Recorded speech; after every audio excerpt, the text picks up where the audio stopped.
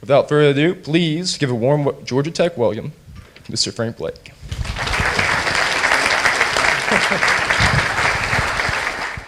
This is some background information on the Home Depot.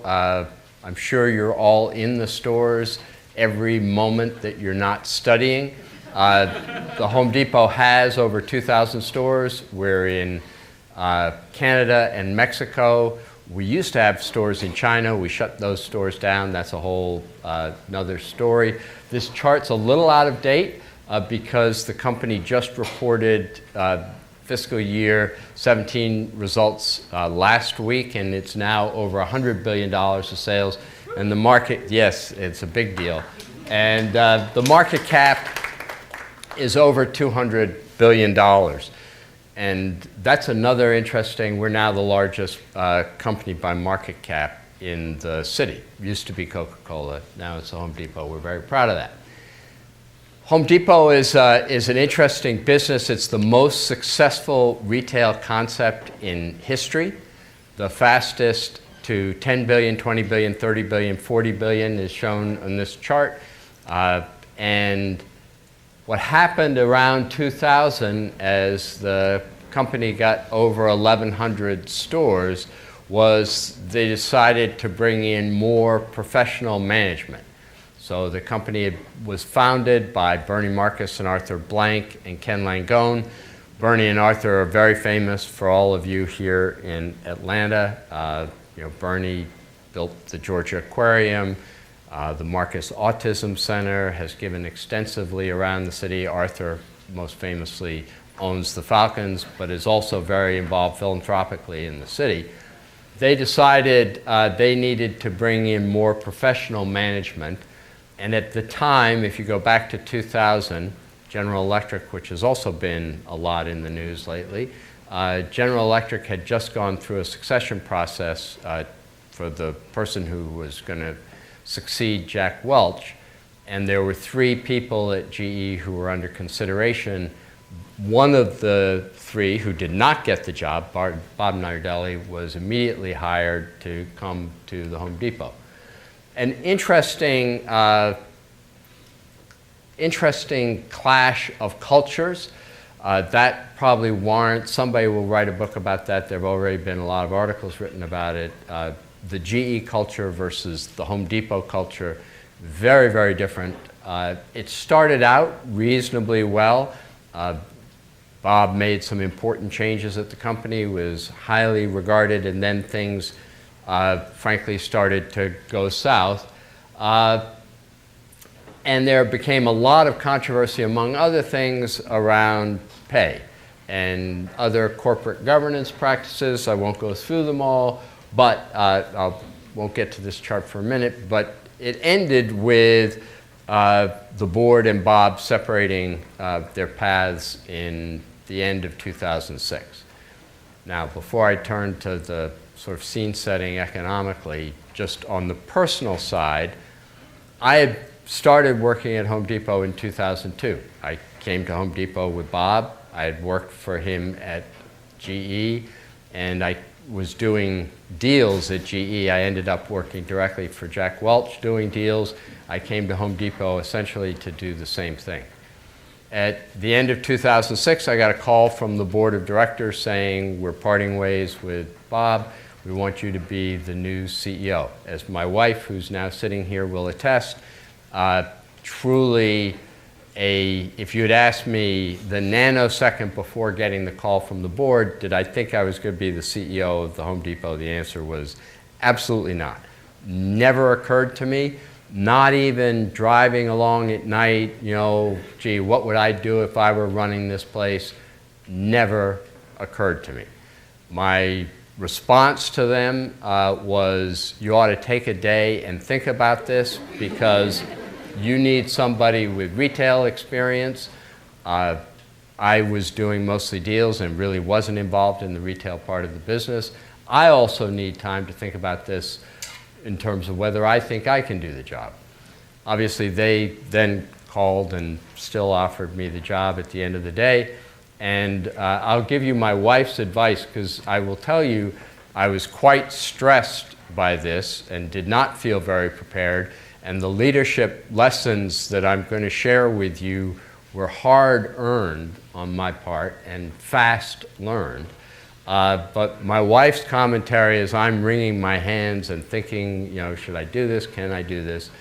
She made the most relevant comment of all, which was, it's not about you.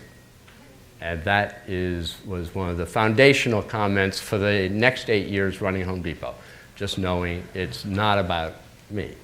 At the same time, stepping into a job that really I had not given much thought to in terms of what I would do if I were running Home Depot. At that time, the housing market was right on the verge of collapse. This chart shows an interesting data point. The government collects this. It's called private fixed residential investment as a percent of GDP. The government's been collecting that data for 60 years, so it's an interesting benchmark on how the housing market is doing, which of course has deep relevance to Home Depot. It had hit all-time highs in 2005, 2006, and then right at the back end of, you can see, Q4 06, it started to go down. I would then show a chart like this for the next several analyst meetings, and it would be new low, new low, new low, eventually hitting lows not seen in 60 years. We set new lows. So, among other things, stepping in made significant reversals in strategy. There are lots of, these discussions can go in lots of different directions, but I'm truncating it. But you need to understand that what I had been doing at Home Depot for 5 years was buying a series of companies that we called Home Depot Supply. The company still exists. It's up the road in Atlanta. It's now called HD Supply. We built the largest commercial and industrial distribution business, and largely the board had seen me because I came in and pitched all these deals. The first conversation I had with the board was I wanted to sell that business. So that was an interesting conversation. There was a lot of anxiety and drama around that sale because, again, at the same time, the private equity markets were in meltdown in the summer of 2007. We also, most significantly, stopped building new stores. We shut a lot of existing stores. Some of you who've been in the Atlanta area for a while may remember Expo. We had different kinds of formats within Home Depot. We had Expo, we had a lighting store, we had a landscape supply store, we had separate flooring stores, we had separate small hardware stores, we owned a bank, we did services, we did a lot of different things within the company, all of which I shut down. Most significantly, we had been building about 200 stores a year, and we not only stopped building new stores, but we wiped out the entire pipeline of new stores. We took a $500 million charge and stopped building new stores. We set out a strategy for the company, and for those of you who've read Good to Great by Jim Collins, you'll see that we did no original thinking on a structure of the strategy. This is what Jim Collins says every company needs to ask and answer 3 questions. What are you passionate about? In Home Depot's case, it was customer service. And by the way, this is still the strategic framework for the company.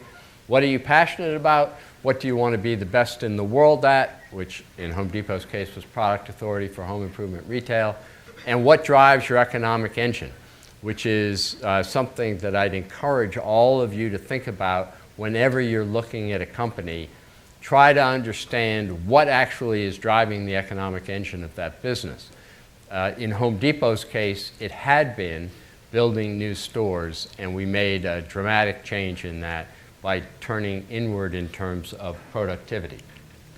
Now, this is what I'm going to spend most of my time talking about, which is my leadership lessons in taking Home Depot through the housing crisis and to what hopefully you've seen as a very, very successful business. This is the inverted pyramid. You may be familiar with this as a concept on leadership.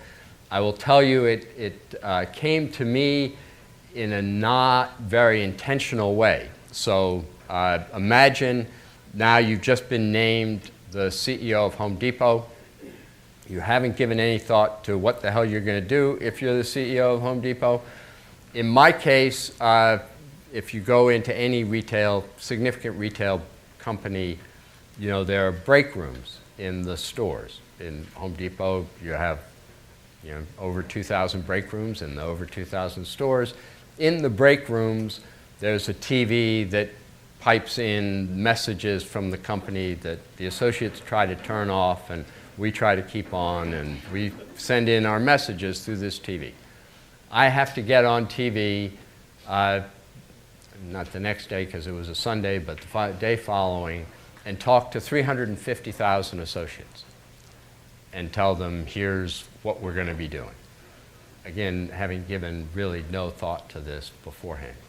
At the time, my son, who had just returned from Iraq as a military veteran, was working at Home Depot. Home Depot had a program, still has a program for returning veterans to go, come back and work in a store. And at the time, he had gone from, starting to work in the store, assistant store manager. He was a store manager in one of our stores. So I called him and I said, interesting thing has happened. I'm going to be the CEO, to which he laughed and said, good luck, Dad. And then I said, do you have a suggestion on what people would be interested in hearing? What should I talk about? And he said, well, I'll tell you what I do in my store meetings. When I get my store associates together, I read from Built from Scratch, which, it's out of print now, but if you ever get your hands on it, it's a great book. It's the story of Home Depot, as told by Bernie Marcus and Arthur Blank. Incredible entrepreneurial story. They were both fired from their previous job before they set up Home Depot. They got funding from Ken Langone, and then they started this amazing retail concept. So I said, that's a great idea. So I pick up the book, and I'm madly flipping through what am I going to talk about in this book? And I come to a page that has the inverted pyramid. And I say, this is perfect. CEOs at the bottom, don't blame me if things are going wrong. This is exactly what I want to be talking about. And so I started out reading from Built from Scratch, which itself was an indication to everyone of, hey, we're going back to our core values. And it seemed like an interesting thing to talk about. Because of the way life is, once you put something out like that, it sticks. And pretty soon there were inverted pyramids all over the break rooms in the company. And I spent the next 8 years thinking about what does this really mean in terms of leadership concept and how you lead. And I would recommend it to all of you as a thought process. I'm going to take you through, in a shortened version, what I think I learned about this.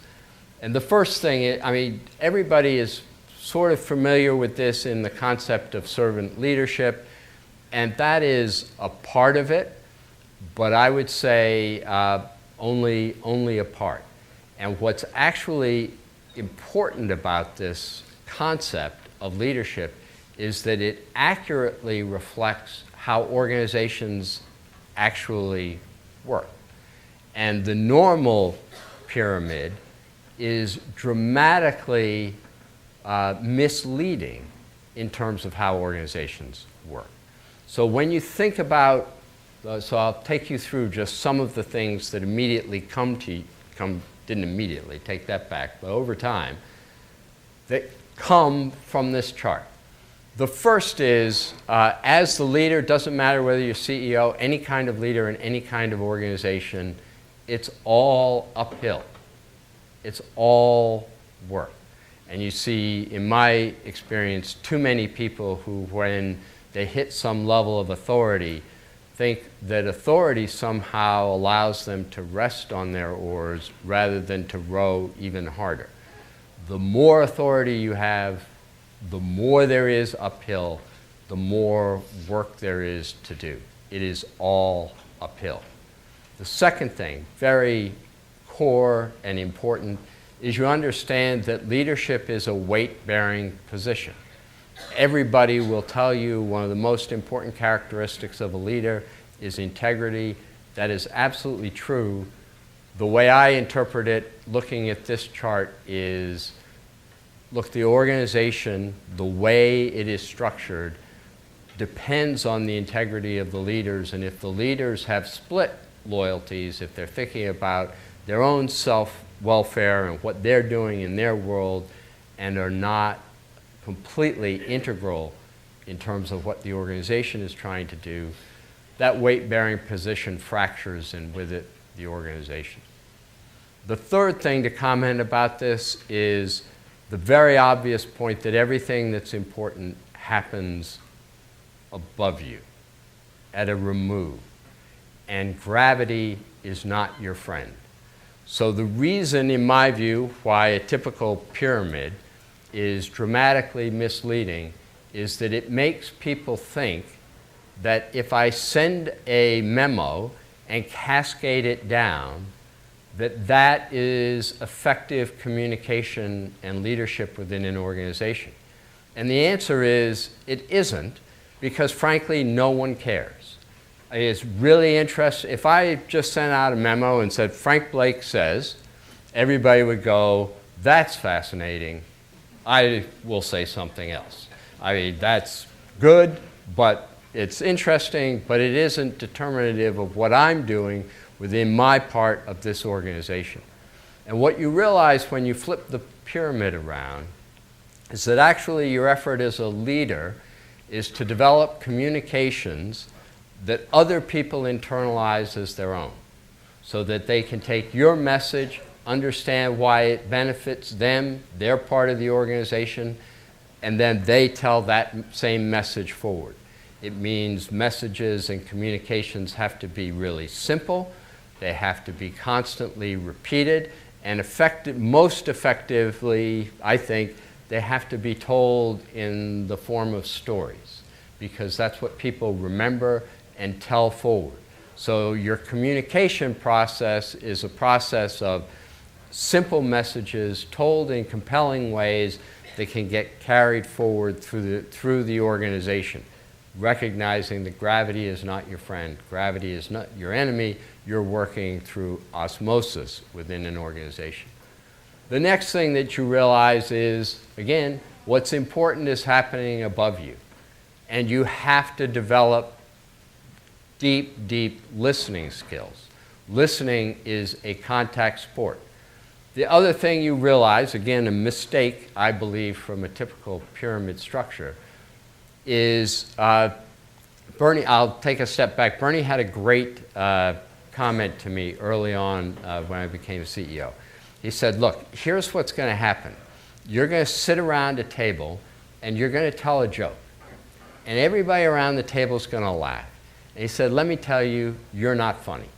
And the point of that is, and it's right, everybody will laugh uproariously at the boss's jokes even though they're moronic. That's what organizations do. They do feedback loops that keep them from having to genuinely interact with the boss. The right answer in any organization past 10 people, the right answer when your boss says, how are things going? There's only one right answer. The right answer is, they're going great, you're wonderful, please leave. That's it. Leave me alone. No one has, everyone within any organization of any size knows that it's a negative intelligence test to actually saying, well, it's fascinating that you're here, let me tell you what's screwed up. That gets you into a conversation you really don't want to get into unless somebody pushes you for it. So listening is a contact sport, and I have my own patterns for how to do that. I spent a lot of time doing that, and I happen to believe it's one of the most important things that any leader does, because everything that's important is happening above you. And then the final comment that I'd make, and I'm going to show a couple of videos that just reference this, is along with the storytelling, the way you get cumbersome organizations like this, they're kind of teetering, unbalanced, the way you get them to move in a coherent direction is recognizing and celebrating the behavior that you're expecting and wanting. So every single one of you, as a student of business, I'm sure has heard the phrase, which is an absolutely correct phrase, that you get what you measure. Absolutely true. I would add a corollary to that. You get what you celebrate and recognize. If I am doing a diagnostic within a business, or I am thinking about what makes this business tick, or where is this business going, the first thing I ask is, what do you celebrate? What are the behaviors that you reward? Are you intentional about your rewards? Are you consistent with your rewards? And do you know what it is you're rewarding? I spent, my entire team spent at Home Depot a lot of time around celebration and recognition, and trying to do that intentionally, consistently, and really through stories. So I'm going to give you one example. I've got many examples of how we did this, and I think we got some general charts. We had all kinds of things. We had badges, we had rings, we had trips, I wrote notes. I mean, all kinds of activities designed to recognize and celebrate people. But the ones that I particularly liked was that same TV that's in the break room for all of the associates. Every single week, we would do a video of some associate or group of associates who'd done some extraordinary thing on customer service, and we'd run that video in all the thousands of stores. And we actually put books out on these stories. We made a big deal of recognizing the people who did extraordinary things, and we made a big deal of putting it into a story because that has more content and is more memorable. I'm just going to show you one example. Obviously, there are many, many of these examples, doing once a week for 8 years. I like this one because I'm from New England and they all have Boston accents, but if you can roll this video.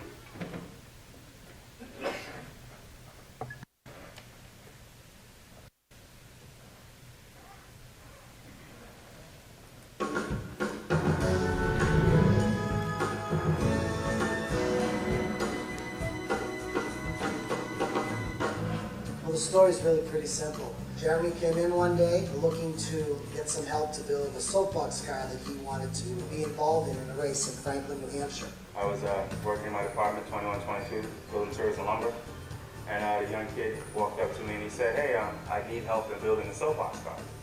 Rakeem really didn't know what to do, so we asked him a few questions. It turned out we went from measuring to building, got Mike Noel involved, and they came to me and said, "Carmen, would you mind if we helped him out?" And I said, "Why don't we just do the whole thing with him?"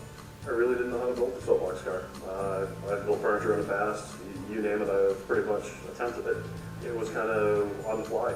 We just did the cuts, he helped us paint it, and we built a great relationship with him. And it took a couple of weeks, maybe 2-3 weeks, but we got it done. Oh my God, I'm so proud of it. It was so much fun to watch it grow, and just seeing the things they did with it and putting the numbers on it. We have our store number in the back, the names, and having Jeremy sign it. It was just a labor of love for them. But I think the best thing is just to see Jeremy smile every time he looks at it. I went on my day off to watch the race. I was there from beginning to end. We delivered the car in a Home Depot truck. He had a smile, I had a smile. His mother was happy. The newspaper was there at the time. There was no feeling better than in the world. His first race, he came in first, so his smile was pretty big. Second race, came in first again. And his fifth race, he won, and he still wanted to keep going. It was just amazing. There isn't many retailers that you can go to, I can't think of any, where you can just say yes to someone with a big smile like Jeremy. He's an 11-year-old boy with Asperger's who had a dream, and he met two guys and he got to do it. And we were able to just say yes. Mike Noel and Rakeem Parker are Home Depot legends.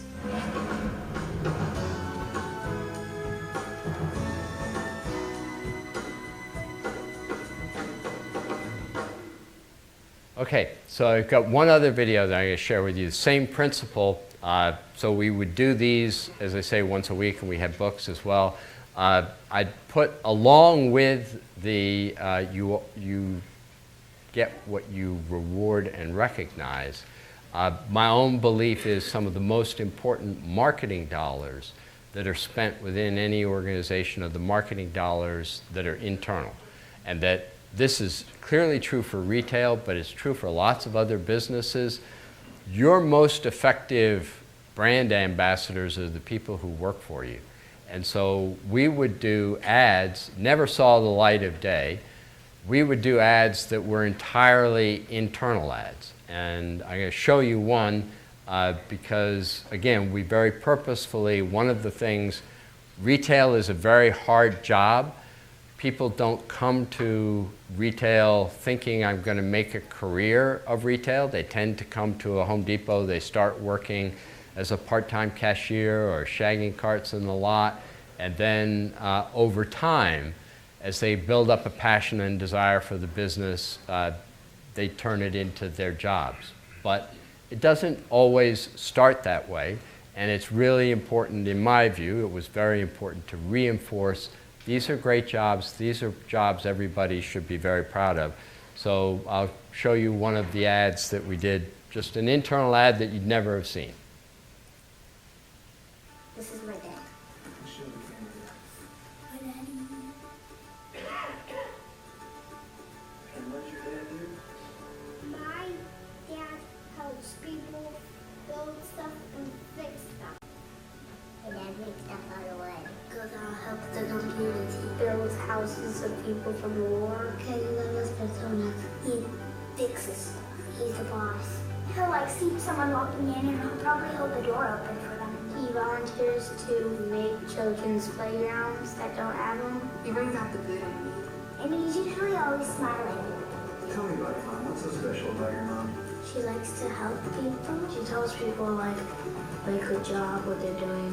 She helped veterans. She works really hard. And then my mom, in Joplin, a big storm happened. My grandma helps people after the storm. Hurricane Sandy hit the East Coast. Blew away houses and knocked on trees. My dad started helping people. Helped them get their house back together. They put it inside of the houses. You hammer things down. Bang, bang. To make it look pretty. So where does your mom work at? Works at a big orange place. A big orange like bin. My mom works in the front. The garden center. In plumbing. My mom and dad both work at Home Depot. Home Depot. She works at the Home Depot. Do you work at the Home Depot? Yes. My dad's a great man. I don't know what my life would be like without him. And he's my favorite hero. This heart's for my dad. I'm proud of your dad. I'm proud of my mom. I'm proud of my dad. I'm proud of our parents. It's the one of Southern Papa. I'm proud of my mom. I'm proud of what my dad does. I'm proud of my mom and dad. We take care of our customers. We take care of each other. We roll up our sleeves and help every chance we get. Thanks.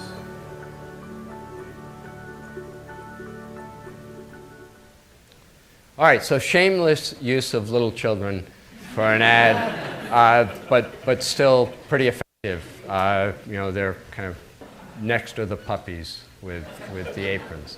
But the point is to market to your own people, market about what you're doing, about what you're proud of, because in the end, that, in my belief, it's the best marketing spend you can have.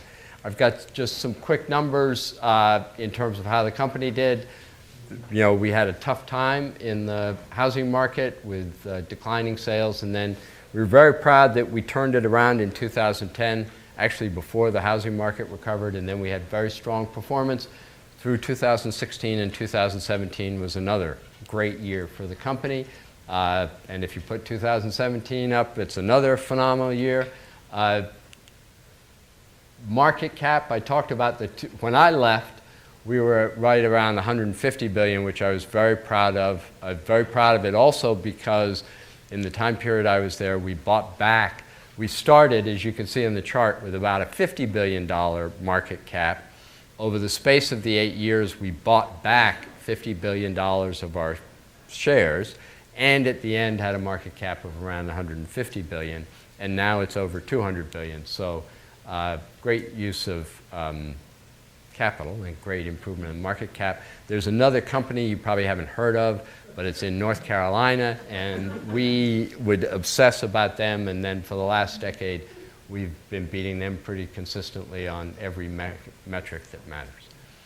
So, my message to all of you in terms of thinking about leadership is to take that concept of the inverted pyramid. It works.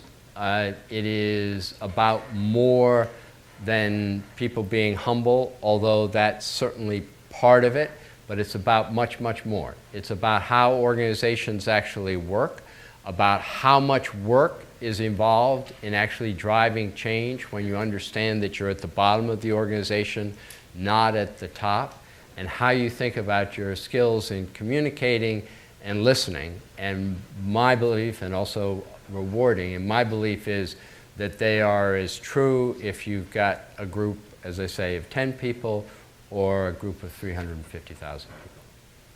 So there it is, and I think we talked about if there are any questions or comments. Anybody want to ask anything other than NRA Delta related questions? I'm wide open. I'd even take NRA Delta questions. So that's been an interesting exercise too. Any questions? By the way, thanks for coming out today. Yeah. Great speech. I do want to talk about the blue company for a minute, the North Carolina company. Yeah. When you, what I'm curious about is when there are two competitors like that basically between the two of you, you dominate this industry that you're in. How does that affect your strategic planning?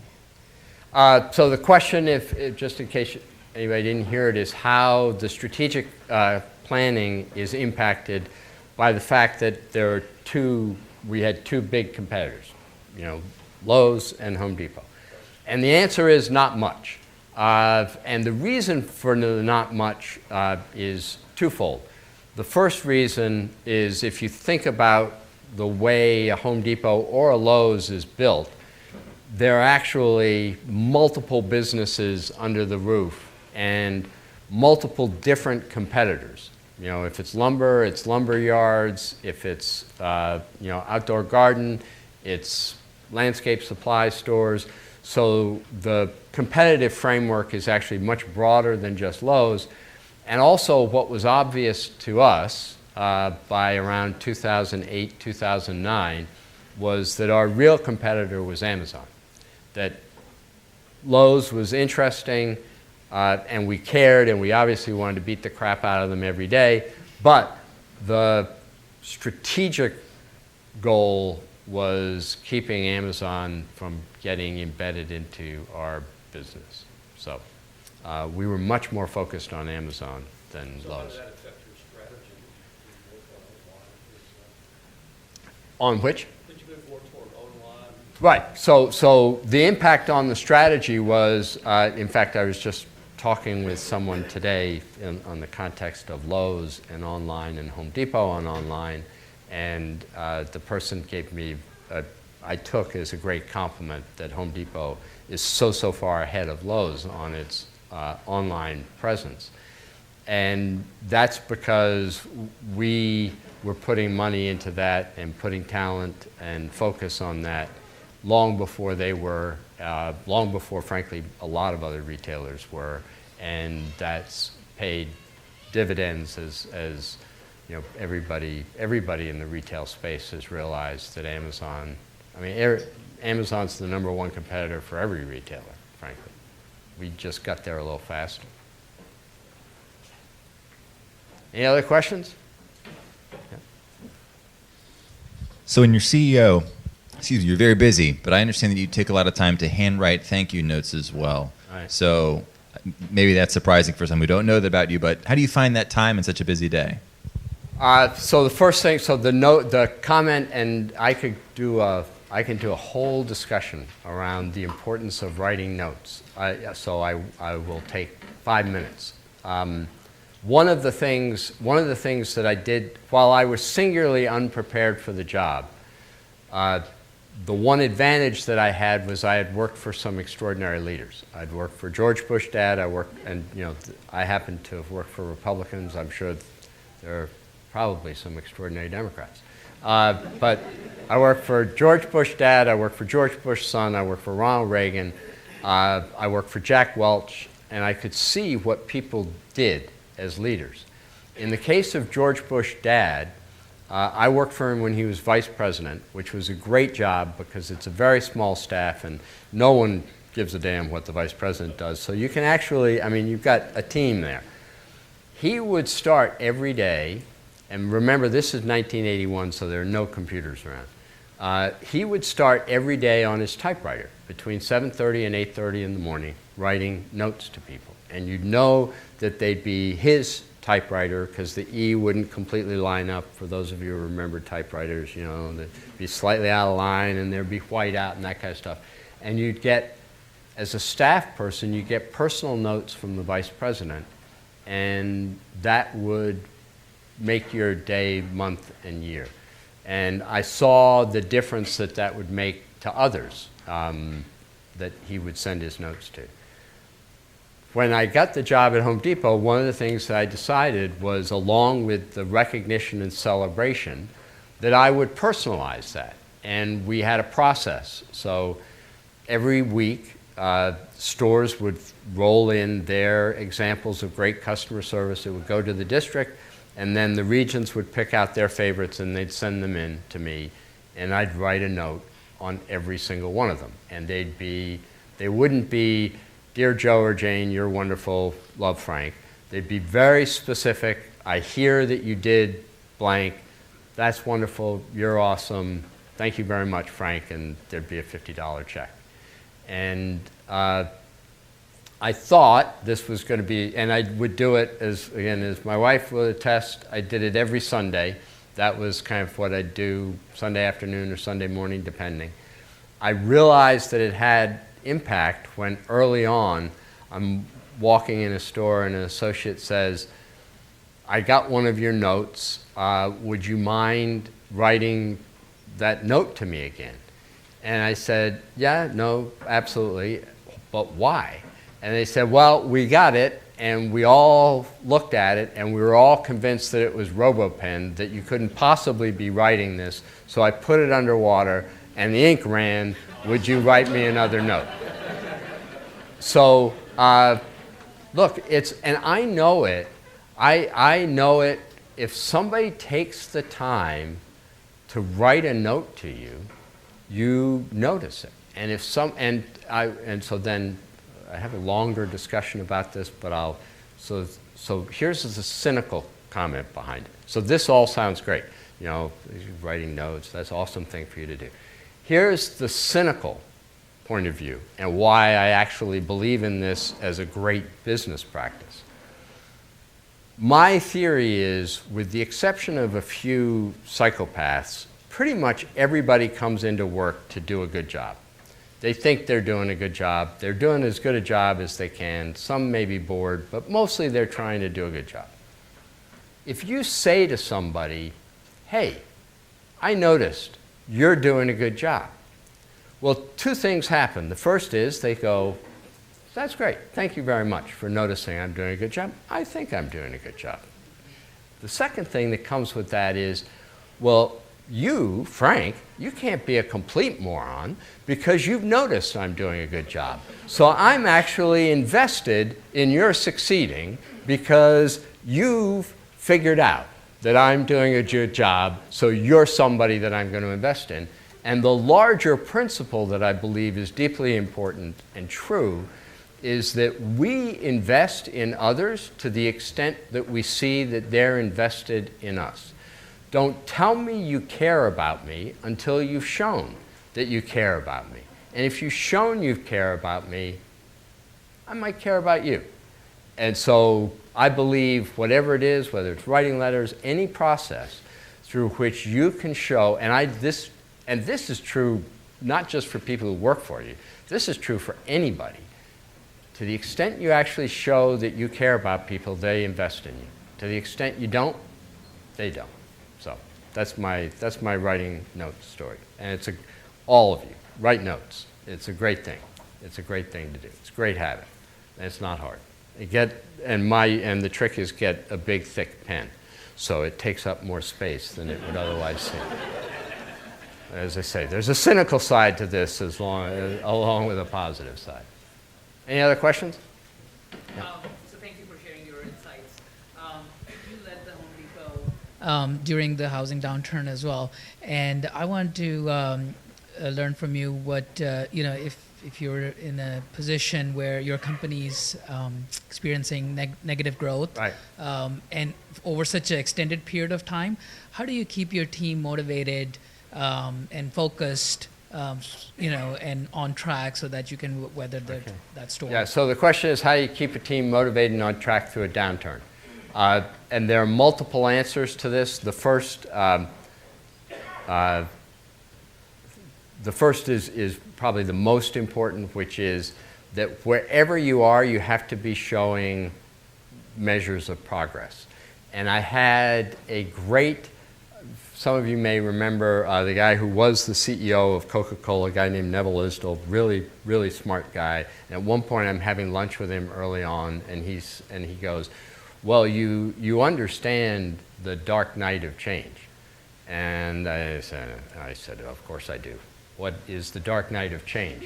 And he then draws on a little napkin how, and this would be true even without the housing crisis, that whenever you're changing anything, it doesn't, go positive right off. Things actually go negative for a while before they go positive. And so he said you have to prepare people for that, and you have to give them milestones of progress within the dip so that they don't stress, so that they understand, yep, things are going to get worse, but we're doing A, B, and C, and so take your measures of progress away from necessarily sales or whatever the things are that are most immediately going south. So that's the first comment. And then the second comment is psychologically and maybe occasionally externally in speaking, it's Henry V. So my view for every single person who was at Home Depot at that time, you just get your version of the Henry V speech. You all know Henry V. I hope you've all read it or you've seen the movie, the speech at Agincourt.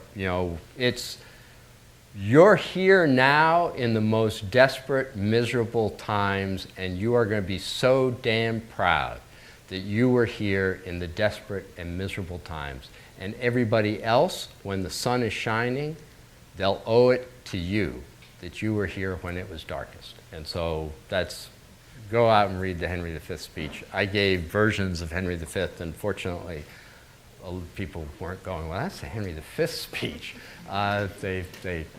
It's a genuine comment on when things are going bad. There is a pride to taking an organization through a bad time, and you've got to get people proud about doing that.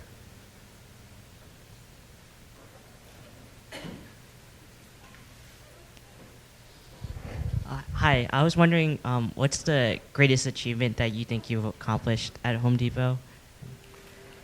The greatest achievement at Home Depot. I will tell you my greatest achievement at Home Depot as it reflects to me, and it actually happened 3 weeks ago, and I'm not even at Home Depot. This is another thing to recognize about careers. So 3 weeks ago, I'm in a restaurant here in town, and a person comes up to me with his daughter, and he said, I want to introduce you to my daughter because I want her to understand who it is that's responsible for her going to college. Right, now it's not me, and I know it's not me, but that's my shorthand. So everybody, what's your vision? What's the mission statement for the organization? I had a really simple one that was the best I could come up with. And mine was, our mission is to create wealth for our associates. That's our mission. Our mission is to have people who come in as hourly associates. They might not know exactly what they want to do with their life, and we want to turn them into the most successful people in their families. And moments like that, that's the success. So I'll share one other thing because it's just such a great story. I think it's a great story. So, so again, I get into this job, I don't know what the hell I'm doing, and I call Jack Welch, for whom I've worked for a while, and I say, Jack, would you spend a day with me and sort of give me CEO 101? By the way, parenthetically, his vice chairman, for whom I directly worked, had a $10,000 bet with one of the founders of Home Depot that wouldn't last a year. So there wasn't a lot of, oh my God, of course, Frank is the CEO of Home Depot. But I say, Jack, would you spend a day with me? That was a fascinating day in itself, and I learned more in that day, but I won't take you through everything I learned that day. But fascinating day. And I did it every year. So every year, he was very patient and kind, and I'd spend a day with him, going through what I was wrestling with. So the 8th year, when I know I'm leaving, I can ask the question that I would never have dared to ask because I think he'd rip out my eyeballs if I'd ask it. Stupid question, but a fun question, which was, okay, boil it all down. What's the single most important leadership characteristic? What's the one characteristic that every leader needs? And his answer, which he could tell by the shocked look on my face, his answer was generosity. That the single most important characteristic of a leader is he or she needs to be fueled by the success of the people who work for him or her. I was surprised. I wanted to say, gee, I didn't get that. But then actually when I thought about it, I did get it. And so the comment on the thing that I'm the proudest of about Home Depot is encapsulated in that one, hey, my daughter's going to school because I made a successful career at Home Depot. Any other questions?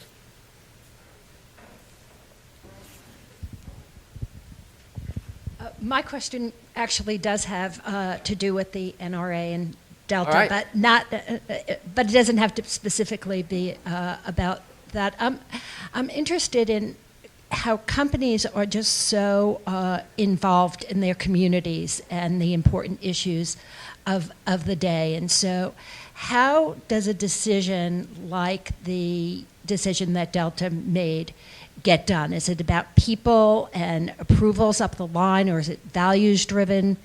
And so that's one part of the question. And the other part of the question is, what's been happening in the last 2 days at Delta, given the pushback? A lot of planes flying, a lot of planes landing, all is good.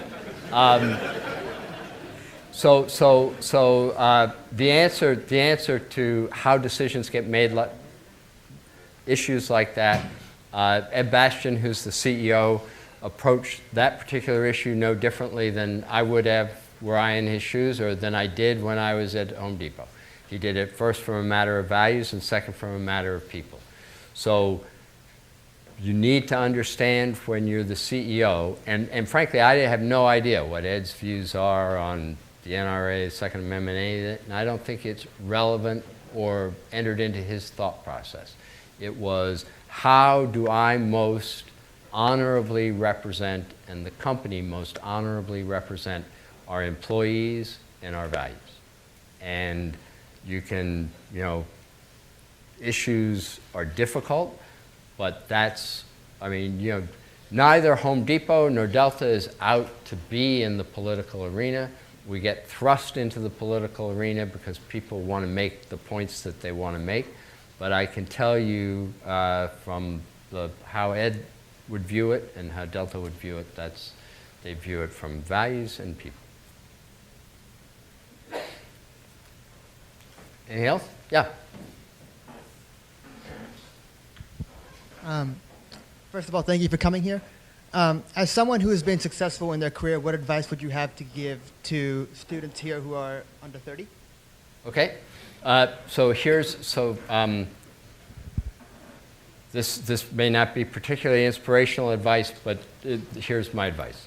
And it's sort of two parts. So the first thing is, I am a deep believer of thinking about your career as, and this is great because it's Georgia Tech, so you'll understand Venn diagrams. Other folks don't necessarily understand Venn diagrams. But think of your career as a Venn diagram. And you've got one circle, which is what you're passionate about, what really interests you, what you want to do. Then you've got another circle that's what are you good at doing. So at least for me, I'm passionate about music, but I can't play music at all. So you got what are you good at? Be self-reflected. What are you good at? And then the third circle that people sometimes forget is what are people willing to pay you to do? And it's at the intersection of what you care about, what you're good at, and what people will pay you to do is where you want to be thinking about your career on a sustaining basis. And then the second general piece of advice is, and don't worry about titles. I've seen more careers kind of go under because people get too obsessive about titles too early on in their career. Think about my view of careers is it's a progression of solving problems. The bigger the problem you have solved, that's your key to enter into the next big opportunity. But everything you're doing, you should be unlocking bigger and bigger problems. And if you're not, think about how you change what you're doing, because that's what you ought to be doing. Any other questions?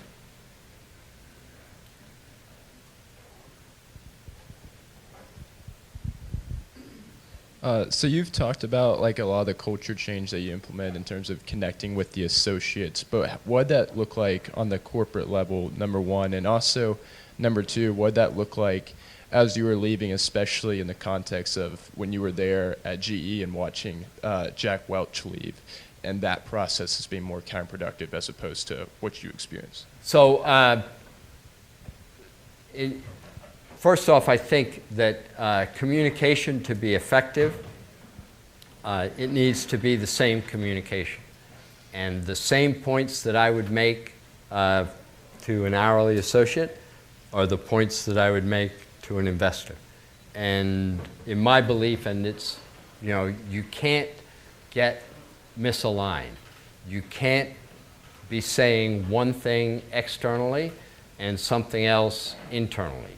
You've got to make them coherent and consistent. So no difference in the message. In terms of the succession planning, I've been through a lot of different succession processes in companies. I'm a believer in my successor at GE at Home Depot is doing just a brilliant job. You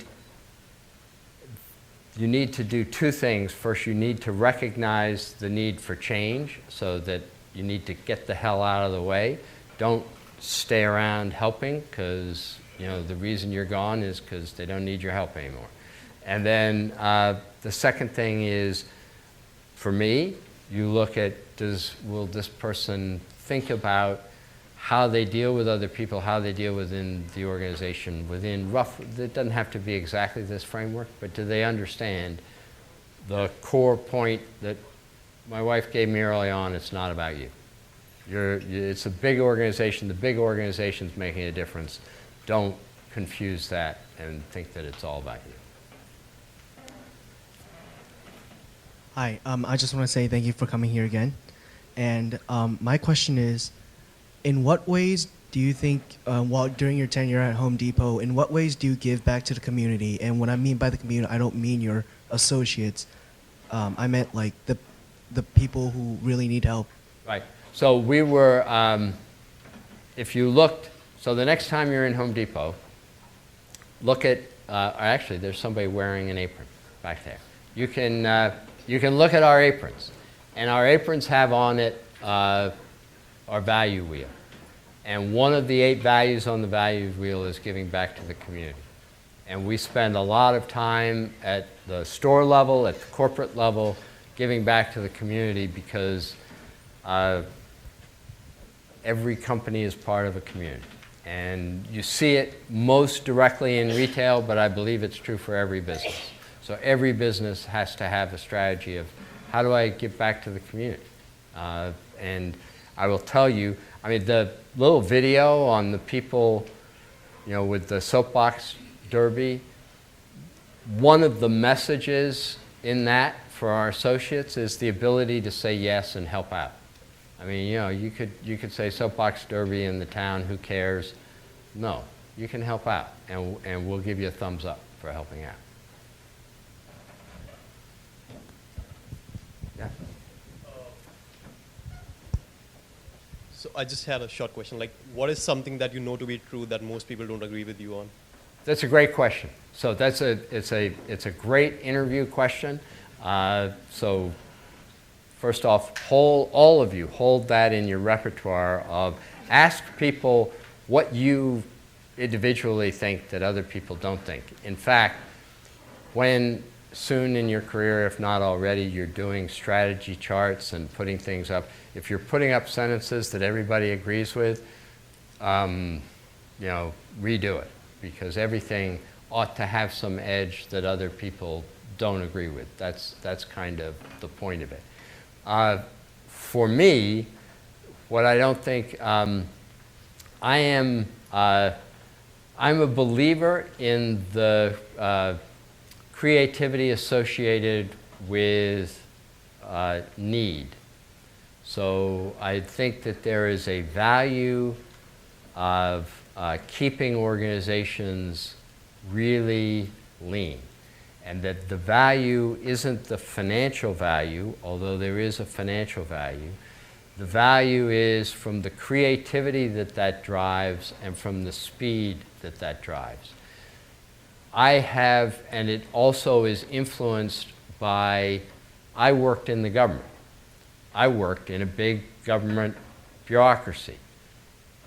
I hope all of you, it's a wonderful thing to serve in the government. I don't want to discourage anybody from serving in the government. At the Department of Energy, we used to say the most dangerous place in Washington, D.C. was by a door at the Department of Energy at 4:30. So the idea is focus, make sure that however and a lot of people disagreed with me while I was the CEO on how you resource things and the level at which you resource things. But I'm a believer in the creativity and speed that comes from very lean organizations. With that, I believe we're out of time, so we want to thank Mr. Blake for coming and sharing his thoughts today. Thank you.